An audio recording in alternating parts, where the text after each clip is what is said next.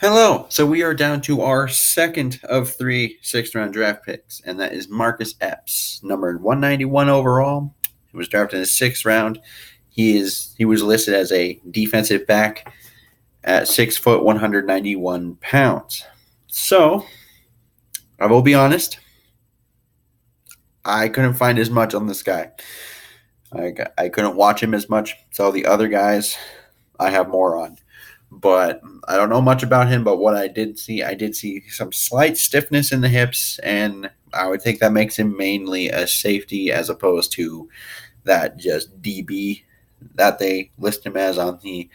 I know I was watching the ESPN one. I don't know what you guys were watching, but on that one they listed him as just a DB, and I do think he's a safety, not really a corner. I don't think you really move him around. I think he's just purely a safety, and he is much better in zone than he is in man. So that fits with the whole safety mantra, and he's a very sure tackler. Once again, we're fitting with the whole safety mantra here, and he's also very good in space when it comes to tackling in space.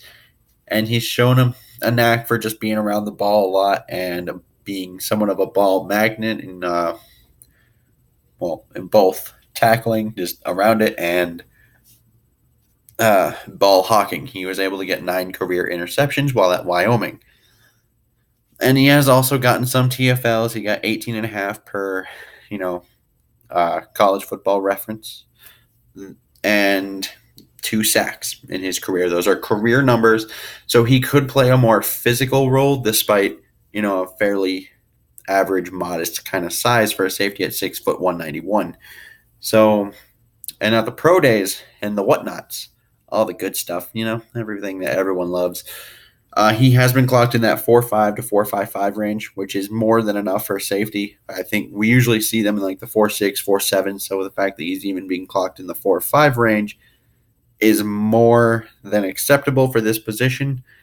And I think mostly what we could be looking at here is a versatile backup in the sense of he can play both safety spots, but not necessarily one of those nickel safety hybrids or safety linebacker hybrids. I think he's just purely just a safety, but he can play both safety spots.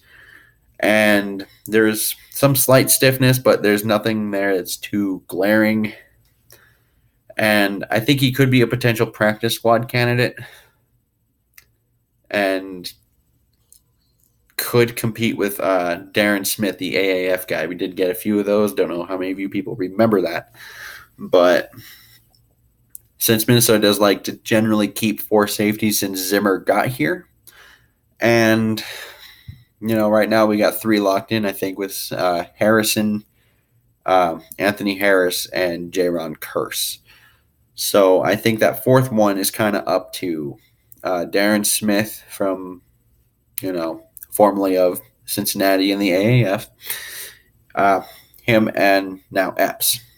I think that's who this comes down to. So I do think he has an actual shot at making the 53, but I don't think I can give this anything more than a C plus and likely closer to a C kind of grade, just because I don't think he gives us anything new, but I think he could provide good depth, but that's about it. There's really nothing too special about this guy.